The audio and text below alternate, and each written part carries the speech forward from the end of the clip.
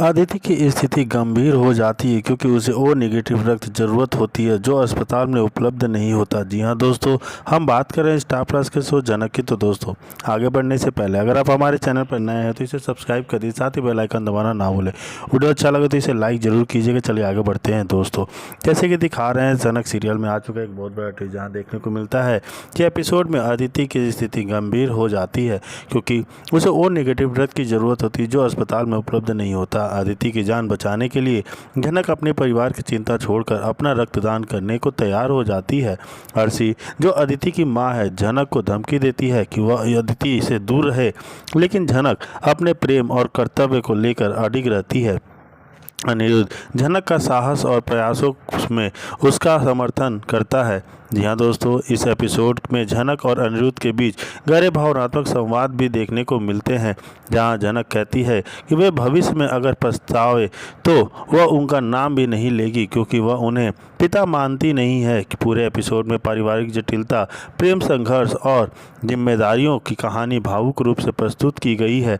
अंत में जनक की रक्तदान से अदिति की जान बचाने की कोशिश दिखाई जाती है, जो आगे की कहानी के लिए नए मोड़ लाती है। ये एपिसोड में रिश्ते मजबूती और परिवार के लिए जो है मजबूती दिखाई जाती है। पूरे एपिसोड में रिश्तों में उतार चढ़ाव, परिवार की सामाजिक और बंधाई और प्रेम की सच्चाई को बहुत ही भावुक और विस्तार पूर्वक दिखाया गया है। अनिरुद्ध और जनक के बीच बढ़ती नज़दीकियों के साथ साथ अर्शी की आतंकित करने वाली मौजूदगी कहानी में एक रोमांचक ट्विस्ट लेकर आती है। यह एपिसोड रिश्तों की गहराई में और परिवार के महत्व को बखूबी दर्शाता है और आगे के एपिसोडों में कई सवाल छोड़ता है। जनक अर्शी की धमकियों के बावजूद अपने प्यार और जिम्मेदारी की कितनी मजबूती दिखा पाएगी।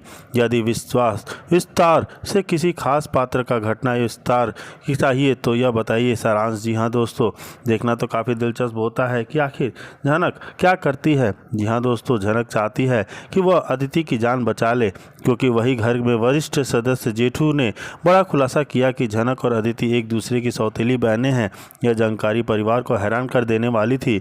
जब यह सच लोगों के सामने आया तो घर में बहुत बहस होने लगी। सभी के चेहरे पर हिचकिचाहट और क्रोध दिख रहा था। यह खौफनाक खुलासे के बाद घर के लोग अपने अपने विचार व्यक्त करने लगे और मनमुटाव और उलझनें बढ़ने लगी।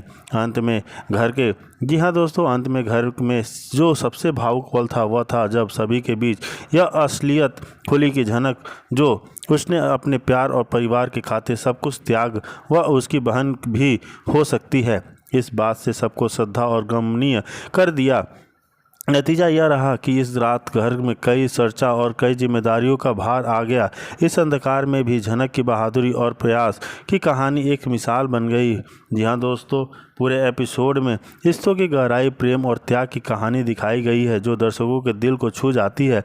अंत सभी को यह समझ आ गया कि सच्चा प्यार और त्याग भी सभी बाधाओं पार कर सकता है। जी हाँ क्योंकि तब मैं यकीन नहीं करूँगी कि आप मेरे बाबा हैं। यहाँ पर जनक कह देती है कि ना आपका मेरा साथ कोई रिश्ता है, ना मेरा आपके साथ कोई रिश्ता। यहाँ पर जनक यह भी कह देगी कि उसका नाम और पहचान कभी नहीं लेगी। क्या वही जनक का इस तरीके से कॉन्फिडेंट के साथ बात करते देख ऋषि काफ़ी खुश होता है। वहीं अर्शी के तो पैरों तले ज़मीन खिसक जाती है।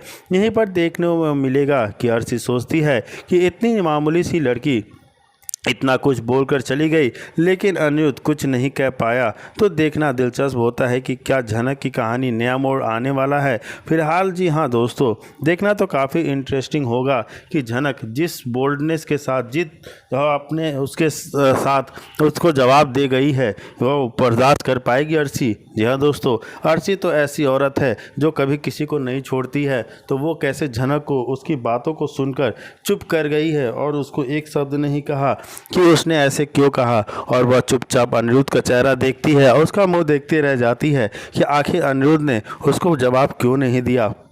जी हाँ दोस्तों, देखना तो काफ़ी इंटरेस्टिंग होते जा रहा है। कहानी में नए नए मोड़, नए नए रीति रिवाज भी आते जा रहे हैं और सब एक दूसरे के ऊपर गुस्सा करना, चिल्लाना, चिल्लम चिल्ली करना, बस यही रह गया है। कहानी में आ गया है एक नया मोड़ जहाँ जनक तो अब खड़ी हो गई है अपने लिए, अपने हक के लिए। में आ चुका है एक बहुत बड़ा तेज जहाँ जनक जाएगी जेल और अनिरुद्ध ने लगा दिया है जनक के ऊपर एक बहुत बड़ा इल्जाम। यह दोस्तों सीरियल जनक की कहानी आ चुका है एक इंटरेस्टिंग ट्विस्ट में।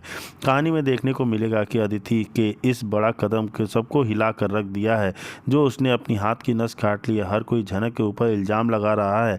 यहाँ पर ऋषि की माँ अदिति के गंभीर हालत को देखकर झनक के ऊपर काफ़ी गुस्सा करती है और कहती है, अगर अदिति को कुछ भी होगा तो मैं तुम्हें जेल भेज दूंगी। हर तरफ से झनक के ऊपर इल्ज़ाम लगते जा रहे हैं। हर कोई झनक को ही बुरा बुरा कहते जा रहा है कि तुम्हारी वजह से झनक ने ये अदिति ने ये कदम उठाया है, अगर तुम यहाँ पे नहीं होती, तुम यहाँ पे क्यों आई हो।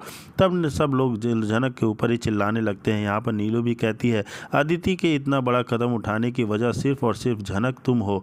तो वहीं पुतुल झनक का साथ देती है और कहती है, अदिति ने जो किया इसमें झनक की कोई भी गलती नहीं है।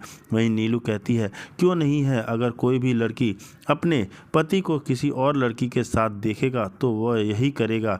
अदिति मजबूर होकर इतना बड़ा कदम उठाना पड़ा अदिति को। वहीं ऋषि की माँ ऋषि के ऊपर भी काफ़ी भड़कती है।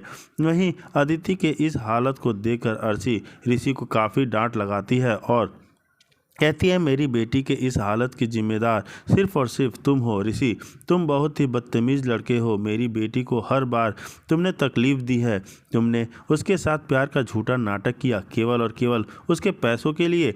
और अगर अदिति को कुछ भी हो गया तो तुम्हें उससे कोई फ़र्क नहीं पड़ता। तुम तो उस लड़की झनक को अपने घर में लाकर अपनी पत्नी के रूप में बैठा दोगे, लेकिन इकलौती मेरी बेटी अदिति है, मैं उसके बिना कैसे जी पाऊंगी। वहीं देखने को मिलेगा कि यहाँ पर अर्शी एक बड़ा फैसला लेती हुई नजर आएगी। यहाँ पर अर्शी कहती है कि मैं झनक को जेल भिजवाऊंगी, उसे उसके किए की सज़ा मिलनी चाहिए, क्योंकि आज उसकी वजह से मेरी बेटी ने इतना बड़ा कदम उठाया है। क्योंकि अगर वह इस घर को छोड़कर चली गई होती तो अदिति को यह कदम नहीं उठाना पड़ता। तो देखना आगे दिलचस्प होता है कि क्या ऋषि झनक को जेल जाने से बचा पाएगा, क्या झनक और ऋषि का रिश्ता हमेशा के लिए अलग हो जाएगा। जी हाँ दोस्तों, इंटरेस्टिंग ट्विस्ट तो आ ही चुका है कहानी में कि देखने को मिल ही रहा है कि अदिति की जान लेने की कोशिश झनक को बर्बाद करने के लिए हो गई है तैयार। झनक जेल जाने को होती है तैयार, लेकिन क्या झनक सच में जेल चली जाएगी कि ऋषि उसे बचा पाएगा। जी हाँ दोस्तों, का देखना काफ़ी ज़्यादा इंटरेस्टिंग होता है। वहीं दूसरी तरफ दिखाया जाता है कि झनक के बार बार आग्रह पर वह मान जाते हैं। यह दृश्य अत्यंत भावुक है। झनक उससे लिपट कर रो पड़ती है और कहती है कि किसी भी नफरत की तुम अपने त्याग के पवित्र बना रही हो।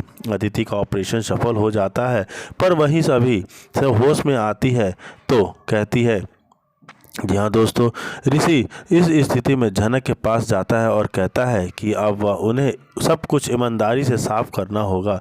वह झनक से कहता है कि यह समय किसी को दोष देने का नहीं बल्कि सच्चाई को स्वीकारने का है। झनक उसके इस रवैये से द्रवित हो जाती है और दोनों के बीच गहरी बातचीत होती है। झनक स्वीकार करती है कि अदिति के लिए वो सच में चिंतित है, लेकिन उसका प्यार अब डर और अपराध बोध में बदल चुका है। यह संवाद एपिसोड का भावनात्मक केंद्र बनता है। अदिति का होश में आना और आत्महत्या का प्रयास करने का वजह। डॉक्टर की निगरानी में अदिति को होश आता है। वह होश में आने के बाद वह अत्यधिक टूट चुकी है। उसे लगता है कि ऋषि अब उसे कभी स्वीकार नहीं करेगा। वह अकेले में अपने रिश्ते और जीवन की नफरत करने लगती है।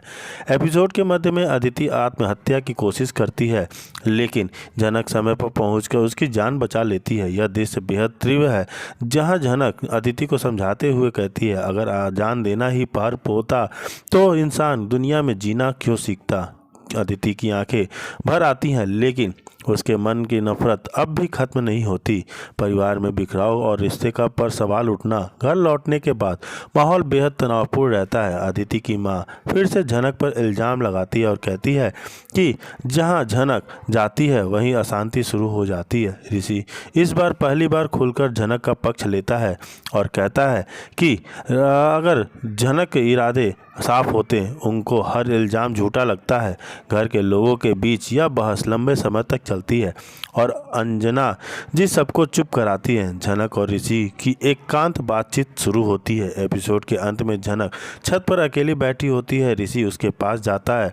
चांदनी रात और सन्नाटा के बीच ऋषि कहता है कि कभी कभी इंसान को खुद की से लड़ना पड़ता है ताकि दूसरों के लिए जी सके।